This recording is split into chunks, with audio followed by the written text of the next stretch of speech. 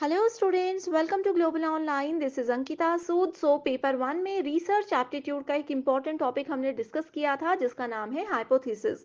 Already इस topic के concepts और कुछ एमसीक्यूज हम कवर कर चुके हैं।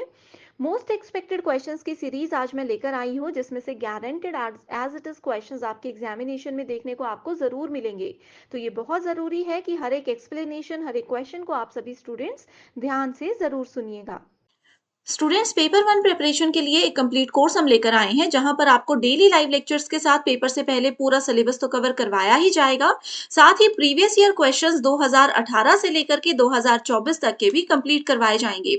हर एक क्वेश्चन को इजी एक्सप्लेनेशन के साथ आपको बताया जाएगा, जिसके साथ आपको आसान ट्रिक्स दूंगी जो कि बहुत आसानी से आपको करेक्ट आंसर ढूंढने में मदद कर सकती है। साथ ही एक स्पेशल व्हाट्सएप ग्रुप में आपको ऐड किया जाता है इस कोर्स में, जिसमें कि आपको हर क्लास के बाद उसकी पीडीएफ मिल जाएगी। एंड अगर कोई भी डाउट्स हो, आपको कोई भी सवाल परेशान कर रहा हो, तो वो डाउट्स आप अपने ग्रुप में भी टीचर के साथ शेयर कर सकते हो। कंप्लीट कोर्स की जानकारी के लिए ये 2 नंबर्स आपको दिए जा रहे हैं, इन पर व्हाट्सएप के थ्रू कांटेक्ट कर लीजिए। साथ ही कुछ फ्री वीडियोस देखनी है, मॉक टेस्ट अटेम्प्ट करने हैं, तो ग्लोबल ऑनलाइन ऐप को जरूर डाउनलोड कीजिए। स्टोर सेक्शन पर सर्च बार में आपको लिखना है जेके सेट 2024 पेपर 1। कंटेंट पर जाकर कंप्लीट कोर्स आपको मिल जाएंगे। ये उन स्टूडेंट्स के लिए हैं जो कि डेली लाइव क्लासेस ज्वाइन नहीं कर पाते हैं, और बाकी सबके लिए लाइव क्लासेस भी मिलेंगी। और जैसे भी आपको कंफर्टेबल है, आप उस अकॉर्डिंग मॉर्निंग और इवनिंग बैचेस को ज्वाइन कर सकते हो। तो ये नंबर्स हैं जिन पर इजीली आप कॉन्टेक्ट कर लीजिए। तो इसी के साथ स्टूडेंट्स बढ़ते हैं क्वेश्चंस की ओर, जिसमें पहला बेसिक क्वेश्चन है, a proposal that may provisionally serve as a starting point for further research is known as. एक ऐसा प्रस्ताव जो कि अनंतिम रूप से आगे के शोध के लिए प्रारंभिक बिंदु के रूप में कार्य कर सकता है, उसे क्या माना जाता है। तो जैसे कि स्टूडेंट्स, मैंने आप लोगों को इंट्रोडक्शन पार्ट में भी बताया कि रिसर्च के कुछ इंपॉर्टेंट स्टेप्स होते हैं, जिसमें से कि थर्ड स्टेप होता है हाइपोथेसिस। एंड अगर हम लोग हाइपोथेसिस को अच्छे से सेलेक्ट कर लेते हैं, हाइपोथेसिस सिलेक्शन में हम बहुत अच्छे रहते हैं, तो आगे आने वाले जितने स्टेप्स हैं जो कि हमें अपनी प्रॉब्लम के सॉल्यूशन तक पहुंचाएंगे, वो स्टेप्स हमारे लिए बहुत इजी हो जाते हैं। वही इस क्वेश्चन में पूछा गया है।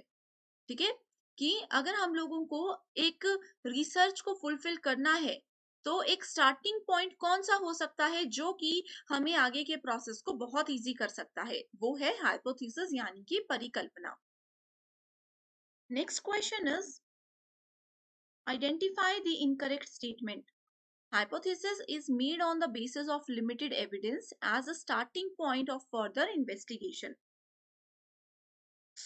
यहाँ पे ये बोला गया है, इस डेफिनेशन में बोला गया है कि हम कुछ सपोजिशन को एक्सप्लेन करते हैं कुछ लिमिटेड एविडेंसेस को ध्यान में रखते हुए, एंड ये स्टार्टिंग पॉइंट के रूप में काम करता है। एंड दूसरी स्टेटमेंट बोलती है, a hypothesis is a basis for reasoning without any assumption of its truth. Hypothesis क्या होता है? परिकल्पना करना। सिंपल लैंग्वेज में बोलें तो अनुमान लगाना या फिर गेस करना। ठीक है, रीजनिंग का ये एक बेसिस होता है without any assumption of its truth, यानी कि हमें पता नहीं होता, इसकी सच्चाई के बारे में अभी तक पता नहीं होता, लेकिन हम इसको एक आइडिया लगाते हुए, गेस करते हुए यूज जरूर करते हैं। थर्ड स्टेटमेंट है, hypothesis is a proposed explanation for a phenomena, यानी कि ये क्या है? परिकल्पना एक घटना के लिए एक प्रस्ताविक जो है पूरा हमारे पास फिनोमिना है। लास्ट ऑप्शन है, scientific hypothesis is a scientific theory, यानी कि वैज्ञानिक परिकल्पना, जो भी साइंटिस्ट्स, आप लोगों को पता है कि बहुत सारे एक्सपेरिमेंट्स करते हैं, तो वहां पे जो हाइपोथेसिस होते हैं वो साइंटिफिक थ्योरी को यूज करते हैं। ये वाली स्टेटमेंट बिल्कुल इनकरेक्ट है। यहाँ पे इनकरेक्ट पूछा गया था, करेक्ट आंसर होगा ऑप्शन नंबर 4। स्टूडेंट्स, इस क्वेश्चन में आप लोग सिर्फ ये चीज को ध्यान रख लीजिए कि जो भी प्रोपोजिशंस होते हैं या फिर जो भी हाइपोथेसिस होते हैं, ये किसी भी रीजनिंग को, ये किसी भी रीजनिंग का बेस हो सकते हैं। अब जैसे कि मैंने आपको बताया कि अगर मैं किसी प्रॉब्लम में फंस चुकी हूं, तो उससे बाहर निकलने के लिए हम क्या करते हैं? हम कुछ गेस लगाना शुरू कर देते हैं कि हो सकता है ये काम अगर मैं करूं तो मैं अपने सॉल्यूशन तक पहुंच जाऊं, हो सकता है कि ये काम अगर मैं करूं तो मैं अपने सॉल्यूशन तक पहुंच जाऊं। ठीक है, मल्टीपल वेज हो सकते हैं, यानी कि किसी प्रॉब्लम से बाहर निकलने के लिए मल्टीपल हाइपोथेसिस को हम लोग यूज कर सकते हैं। तो यहाँ पे कभी भी हाइपोथेसिस का क्वेश्चन आता है, तो आपने यही याद रखना है कि ये क्या होता है? It is made as a basis for reasoning, okay, without any assumption of its truth. तो ये स्टेटमेंट बहुत स्ट्रांग होती है हाइपोथेसिस के केस में. Next question is a working hypothesis is. Working hypothesis क्या होता है? ये एक प्रोविजनली एक्सेप्टेड हाइपोथेसिस होता है. इसको आप इस तरह से लिख सकते हो, it is a provisionally accepted hypothesis as a basis for further research in the hope that a tenable theory will be produced. यानी कि एक ऐसा, हम किसी धारणा को हाइपोथेसिस के अंदर एक्सेप्ट करके मान करके चलते हैं कि ये जरूर हमें सॉल्यूशन तक पहुंचाएगा. अब क्या होता है, देखो स्टूडेंट्स, जैसे कि हम यूजीसी नेट एग्जाम का ही एक एग्जांपल लेते हैं. अब यूजीसी नेट एग्जाम मान लीजिए मैं 3 बार दे चुकी हूँ, लेकिन मेरा एग्जाम क्वालिफाई नहीं हो रहा है. तो मैंने क्या किया, मैंने ये हाइपोथेसिस ले लिया, मैंने ये परिकल्पना कर ली कि इस बार मैं कम से कम 11 से 12 घंटे तक पढ़ाई करूंगी एंड डेफिनेटली मैं जेआरएफ में रैंक 1 लेकर के आऊंगी. हमने क्या किया, हमने एक हाइपोथेसिस मान लिया कि हम परिकल्पना करते हैं कि हम ऐसे ऐसे स्टेप्स को फॉलो करेंगे और अपने गोल तक पहुंच जाएंगे.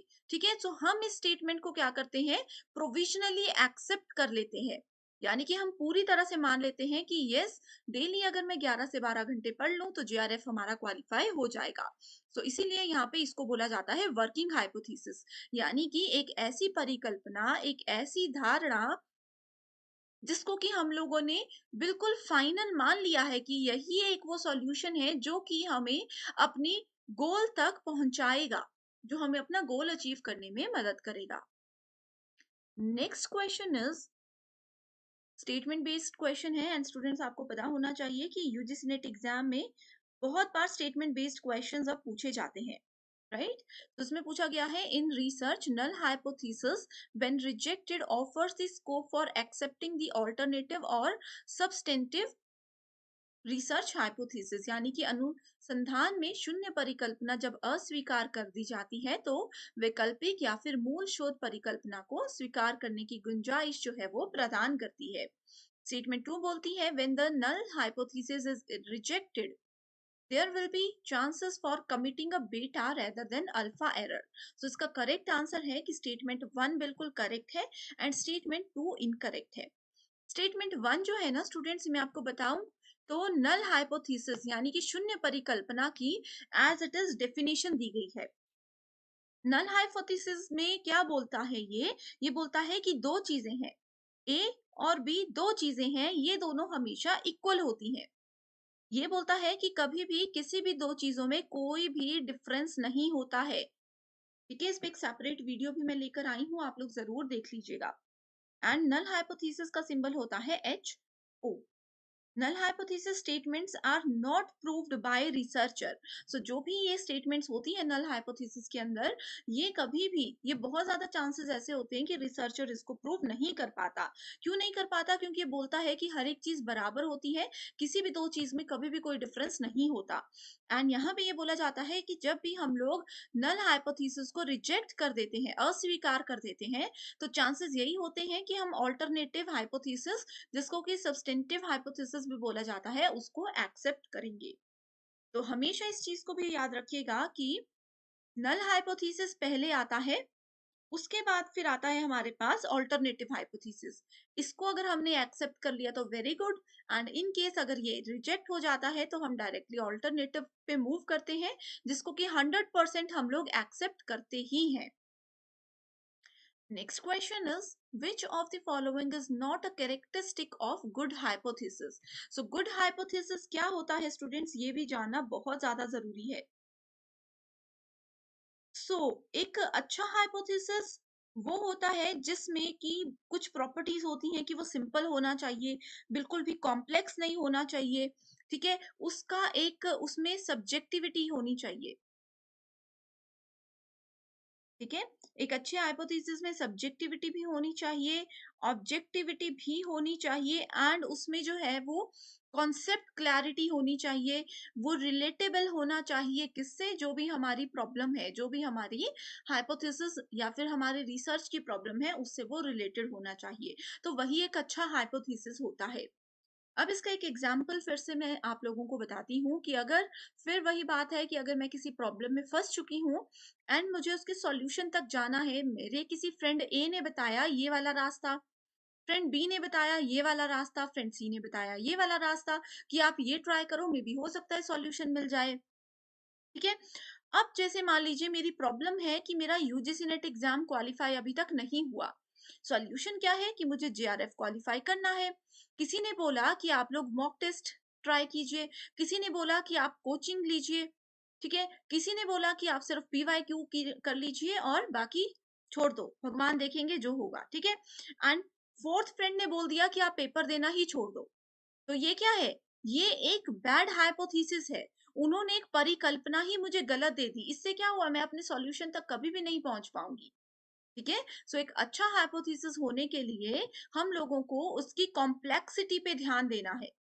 यानी कि हमारा, जो मैंने आप लोगों को सबसे पहला पॉइंट बताया, अगर आपने नोट किया होगा, तो वो था कि हमारा हाइपोथेसिस सिंपल होना चाहिए। जितना सिंपल हमारा रास्ता होगा, उतनी इजीली हम लोग अपने सॉल्यूशन तक पहुंच जाएंगे। कॉम्प्लेक्सिटी रखोगे तो प्रॉब्लम भी आगे जा करके हो सकती है। ओके। सो इसके अलावा आप लोगों की गुड हाइपोथेसिस के जो पॉइंट्स हैं, कैरेक्टरिस्टिक्स हैं, उसमें आता है एम्पेरिकली टेस्टेबल। एम्पेरिकली टेस्टेबल होना चाहिए आपका हाइपोथेसिस। सिंपल भी मैंने आप लोगों को बता दिया, स्पेसिफिक भी मैंने आपको बता दिया। स्पेसिफिक का मतलब होता है कि जिस टॉपिक को लेकर के हम प्रॉब्लम में फंसे हैं, उसको ध्यान में रखते हुए ही हम सॉल्यूशन तक जाएं। तो स्टूडेंट्स, ये 5 क्वेश्चंस थे हाइपोथेसिस के, बिल्कुल बेसिक क्वेश्चंस, जहां से आई होप आपके कॉन्सेप्ट्स बिल्कुल क्लियर हो चुके हैं। इसी के साथ 6th क्वेश्चन पे बढ़ते हैं, जो कि थोड़ा एडवांस क्वेश्चन है। ये मोस्ट एक्सपेक्टेड क्वेश्चन है, ठीक है। Arrange the following steps in the process of hypothesis testing in proper sequence. So hypothesis को हमें टेस्ट करना बहुत ज्यादा इंपॉर्टेंट होता है, ठीक है। उसके लिए हमें कुछ एक स्टेप्स को फॉलो करना होता है, एक सीक्वेंस को फॉलो करना होता है, जो आपके सामने दिया गया है, आपको इसको अरेंज करना है। पहला ऑप्शन बोलता है select the level of significance, set up null and alternative hypothesis, establish the decision rule. Next है performance computations, select test statistics या फिर ड्रॉ कंक्लूजंस। अब देखो, हाइपोथेसिस टेस्टिंग यानी कि परिकल्पना परीक्षण क्या होता है। अब मैंने, मेरी फ्रेंड ए ने मुझे कोई आइडिया दे दिया, अब मुझे उस आइडिया पे काम करना है या नहीं करना है, उसको मैं टेस्ट करूंगी। हर बार होता है ना कि मान लीजिए मैं सोच रही हूँ कि अच्छा, अगर मैं यूजीसी नेट का, ऐसे है कि मान लीजिए मैं सोच रही हूँ कि मैं यूजीसी नेट एग्जाम की तैयारी करूँ या फिर मैं बीएड में एडमिशन ले लूँ। ठीक है, ये मेरी फ्रेंड ने मुझे 2 सजेशंस दिए। ये हाइपोथेसिस थे, ठीक है, ये परिकल्पनाएं थी। अगर मैंने इतना डिसाइड कर लिया, तो आगे आने वाला जो मेरा करियर है, उसको मुझे सेलेक्ट करने में इजी हो जाएगा। अब यहाँ पे हाइपोथेसिस टेस्टिंग की बात अगर करें, तो हम टेस्ट करते हैं कि अगर मैं बीएड करती हूँ, तो उसके क्या क्या बेनिफिट्स होंगे, क्या क्या नुकसान हो सकते हैं, कितना टाइम लगेगा, क्या क्या हिसाब रहेगा, मैं पूरा देखूंगी।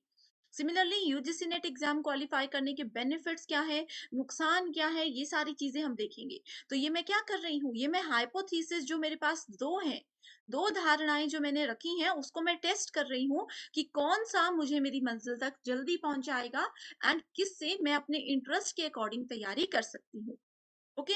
सो यहाँ पे 4 ऑप्शंस हैं, डायरेक्टली हम आंसर पे जाते हैं। सबसे पहले हाइपोथेसिस टेस्टिंग के लिए हमें क्या करना होता है, सेटअप करना होता है नल और ऑल्टरनेटिव हाइपोथेसिस को। यानी कि हम लोगों को शून्य हाइपोथेसिस लेकर आना है, यहाँ पे मैंने आप लोगों को बताया, ठीक है। यानी कि हम लोगों को शून्य हाइपोथेसिस को ही ध्यान में रख करके चलना है। ओके। या फिर हम लोगों को ऑल्टरनेटिव यानी कि वैकल्पिक या फिर मूल शोध परिकल्पना को फोकस करना है। किस चीज को यहाँ पे हमें सेलेक्ट करना है, सबसे पहले हम ये यहाँ पे चुनेंगे। उसके बाद हम चुनते हैं select the level of significance, यानी कि महत्व के स्तर का चयन, कि किसका ज्यादा महत्व होना चाहिए। महत्वपूर्ण चीजें कौन कौन सी है, उनकी एक हम अरेंजमेंट करते हैं। उसके बाद आता है सेलेक्ट टेस्ट स्टेटिस्टिक्स, यानी कि जो भी हमने टेस्ट लिए, उसको हम देखेंगे कि किस टेस्ट का पॉजिटिव रिजल्ट आ रहा है, किस टेस्ट का नेगेटिव रिजल्ट आ रहा है। मतलब कि कौन सा टेस्ट हमारे लिए फायदेमंद है, कौन सा नुकसानदायक है। अगला आता है एस्टैब्लिश द डिसीजन रूल, उसके बाद फिर आता है performance computation and as always last में आता है conclusion. Next question is also very important, जिसमें कि टाइप्स ऑफ एरर पूछे गए हैं। जब भी हम लोग रिसर्च करते हैं उसमें हाइपोथेसिस होता है, तो अनुमान लगाते समय बहुत सी गलतियां हो जाती हैं, बहुत से एरर्स आ जाते हैं, जिसमें कि टाइप 1 एंड टाइप 2 एरर बहुत इंपॉर्टेंट होता है एग्जामिनेशन पॉइंट ऑफ व्यू से। ठीक है, type 1 error, large sample, multi regression या फिर ची स्क्वायर टेस्ट। सो ये 4 इंपॉर्टेंट थिंग्स हैं। एंड स्टूडेंट्स, हाइपोथेसिस टेस्टिंग में ना हमारे पास कुछ टेस्ट होते हैं, जैसे कि टी टेस्ट होता है, जी टेस्ट होता है, मल्टीपल नंबर ऑफ टेस्ट हैं। अगर आपको उसके बारे में पता है तो बहुत अच्छी बात है, अगर नहीं पता तो आप मुझे कमेंट कीजिए, या फिर अगर हमारे व्हाट्सएप ग्रुप में आप एडेड हो तो वहां पे हमें बता दीजिए। मैं डेफिनेटली नेक्स्ट लेक्चर में सभी टाइप के हाइपोथेसिस टेस्ट लेकर आऊंगी, जो कि बहुत ही ज्यादा इंपॉर्टेंट है। तो डायरेक्टली इसके आंसर पे जाते हैं, जिसमें कि टाइप 1 एरर जो है वो फॉल्स पोजीशन होता है। टाइप 1 एरर का इसमें कोई लॉजिक की बात नहीं है। टाइप 1 एरर का दूसरा नाम ही फॉल्स पॉजिटिव है, पोजीशन नहीं, सॉरी, फॉल्स पॉजिटिव होता है। And it occurs when the researcher incorrectly rejects a true hypothesis. यानी कि मेरा अगर कोई हाइपोथेसिस है, मेरी कोई परिकल्पना बिल्कुल सही होनी चाहिए थी, लेकिन एक रिसर्चर ने क्या किया, उस परिकल्पना को गलती से गलत कर दिया, तो वो होता है टाइप 1 एरर, यानी कि फॉल्स पॉजिटिव। ठीक है, यानी कि स्टेटमेंट हमारी पॉजिटिव होनी चाहिए थी, लेकिन गलती से वो रिजेक्ट हो चुकी है। उसके बाद आता है लार्ज सैंपल। लार्ज सैंपल में हम इसको डायरेक्टली कनेक्ट करते हैं स्मॉल स्टैंडर्ड एरर्स के साथ। The standard error is inversely proportional to sample size. तो सैंपल साइज जो होता है, सैंपल एरर उसी के साथ डायरेक्टली प्रोपोर्शनल होता है। ठीक है, अगर इसका क्या मतलब है कि अगर सैंपल का साइज बड़ा होगा, अगर हमारे सैंपल का साइज बड़ा होगा तो एरर क्या होंगे, कम होंगे। अगर सैंपल का साइज स्मॉल होगा तो एरर्स क्या होंगे, ज्यादा होंगे। ओके, नेक्स्ट आता है multiple regression. So multiple regression represents the relationship between multiple independent variables and one dependent variable. ठीक है, सो मल्टीपल रिग्रेशन मतलब मल्टीपल क्या होता है, यहाँ पे हमारे पास मल्टीपल इंडिपेंडेंट वेरिएबल है जो कि एक दूसरे पे निर्भर नहीं है, एंड ये सारे किस पे निर्भर है, एक डिपेंडेंट वेरिएबल पे निर्भर है। ठीक है, इन दोनों के बीच में जो रिलेशनशिप होता है ये मल्टीपल रिग्रेशन कहलाता है। लास्ट ऑप्शन है GQ टेस्ट। GQ टेस्ट क्या होता है, ये एक नॉन पैरामीट्रिक टेस्ट होता है। ये भी डायरेक्ट डेफिनेशन है, इसमें कुछ भी नहीं है, ये इसका फर्स्ट स्टेटमेंट कहीं पे भी आप GQ टेस्ट देखते हो तो आपको यही मिलेगा कि ची स्क्वायर टेस्ट एक नॉन पैरामीट्रिक टेस्ट होता है। एंड ये करता क्या है, ये कंपेयर करता है साइज को, किसके साइज को, एक्चुअल रिजल्ट और जो हमारे सैंपल साइज का रिजल्ट आया उसको कंपेयर करने में मदद करता है। Next question is which of the following hypothesis is a proposal based on specific observation. So वो कौन सी परिकल्पना है जो कि विशिष्ट टिप्पणियों पर आधारित एक प्रस्ताव होती है। सो करेक्ट आंसर है इंडक्टिव हाइपोथेसिस। यहाँ पे बहुत इंपॉर्टेंट है ये सभी हाइपोथेसिस। तो सबसे पहले अगर हम लोग डायरेक्शनल हाइपोथेसिस की बात करें, सो ये क्या है, ये एक हमारे पास प्रिडिक्शन होती है। ठीक है, भविष्यवाणी होती है जो कि रिसर्चर करता है, जिसकी मदद से हम पॉजिटिव या नेगेटिव वे में दो वेरिएबल्स को चेंज कर सकते हैं। For example, an increase in height the capability to understand matters. ठीक है, जैसे कि हम यहाँ पे इस चीज को चेंज कर सकते हैं। उसके बाद आता है नल हाइपोथेसिस। सो ये क्या होता है, इसमें यही बोलता है कि दो वेरिएबल्स अगर ए और बी हैं, इनमें कोई भी चीजें जो हैं बड़ी या छोटी नहीं है, ये हमेशा बराबर होती हैं, इनमें कोई भी डिफरेंस कभी भी नहीं होता है। इफ हम लोग नल हाइपोथेसिस को एक्सेप्ट कर देते हैं, ठीक है, तो वो बहुत अच्छी बात है। नहीं होता है तो हम डायरेक्टली क्या करते हैं, ऑल्टरनेटिव हाइपोथेसिस जिस पे मूव कर देते हैं। उसके बाद आता है इंडक्टिव हाइपोथेसिस। मैंने आपको बताया है इंडक्टिव एंड डिडक्टिव दो मोस्ट इंपॉर्टेंट चीजें हैं ये। डिडक्टिव जो अपर लेवल से लोअर लेवल पे जाए, इंडक्टिव मतलब जो लोअर लेवल से अपर लेवल पे हमें लेकर जाए। ठीक है, so hypothesis is a proposal based on specific observation. So observation हम कहाँ करते हैं, लोअर लेवल से बड़े बड़े लेवल पे जाते जाते हैं, that's why answer here is inductive hypothesis. अब आते हैं हम टेस्ट की ओर। सो स्टूडेंट्स, जैसे कि मैंने आप लोगों को बताया कि हाइपोथेसिस में टेस्टिंग एक इम्पॉर्टेंट रोल प्ले करता है, एंड यहाँ पे पूछा गया है नॉन पैरामीट्रिक स्टेटिस्टिक्स, यानी कि गैर पैरामीट्रिक आंकड़े कौन से हैं, कौन कौन से हाइपोथेसिस हमें प्रोवाइड कराता है। T test, F test, Spearman's rank order correlation, Mann Whitney Wilcoxon, या फिर Kendall coefficient of concordance. So यहाँ पे 5 नेम्स गिवन है, आपको बताना है कौन सा ट्रू है। सो नॉन पैरामीट्रिक टेस्ट के according option number 4 that is C, D and E बिल्कुल ट्रू है। ओके, सो नॉन पैरामीट्रिक यानी कि गैर पैरामीट्रिक आंकड़े क्या होते हैं ये आपको बता देती हूँ। ये कुछ मेथड्स होते हैं जिसमें कि हम लोग स्टेटिस्टिकल एनालिसिस करते हैं that do not require a distribution to meet the assumption necessary to be analyzed। And इसमें कुछ टाइप्स होते हैं, जैसे कि पहला ये वाला है, उसके बाद ये वाला है एंड ये वाला है। सिर्फ ये 3 आते हैं हमारे नॉन पैरामीट्रिक टेस्ट के अंदर। डिटेल में अगर आपको इसकी वीडियो चाहिए तो मैं आप लोगों के लिए एक सेपरेट वीडियो लेकर आऊंगी। आप मुझे कमेंट करके टॉपिक बता दीजिए, डेफिनेटली मैं जल्दी से जल्दी आपकी रिक्वेस्ट को पूरा करूंगी। Last question is hypothesis testing is the main concept of which type of research? So hypothesis testing में main type of research कौन सा होता है? मेन कॉन्सेप्ट रिसर्च का क्या होता है, वो होता है एक्सपेरिमेंटल रिसर्च। सो experimental research test hypothesis and establishes position by using independent and dependent variables in controlled environment. यानी कि जो भी वेरिएबल्स हमारे हाथ में है, कुछ चीजें होती है, कुछ सिचुएशंस ऐसी होती हैं जो हमारे हाथ में है, जिनको हम कंट्रोल कर सकते हैं, कुछ ऐसी होती हैं जो हमारे कंट्रोल में नहीं होती। लेकिन एक्सपेरिमेंटल रिसर्च एक ऐसा रिसर्च होता है जो कि सभी तरह की कंडीशंस को कंट्रोल में लाने की कोशिश करता है, एक कंट्रोल्ड एनवायरनमेंट में ये काम करता है। ठीक है, it begins with a question concerning the relationship between two और मोर वेरिएबल्स। तो हाइपोथेसिस में वेरिएबल्स का भी एक इंपॉर्टेंट रोल है जो कि आप लोगों को पता होना चाहिए। सो स्टूडेंट्स, ये थे आज के 10 most expected questions. I hope आपके कॉन्सेप्ट्स क्लियर हो चुके हैं। कोई डाउट है अगर आपको तो आप हमें कमेंट कर सकते हो, मैं डेफिनेटली आपकी हेल्प करूंगी। तो आज के लिए सिर्फ इतना ही। Thank you so much for watching this video and I wish you all the very best.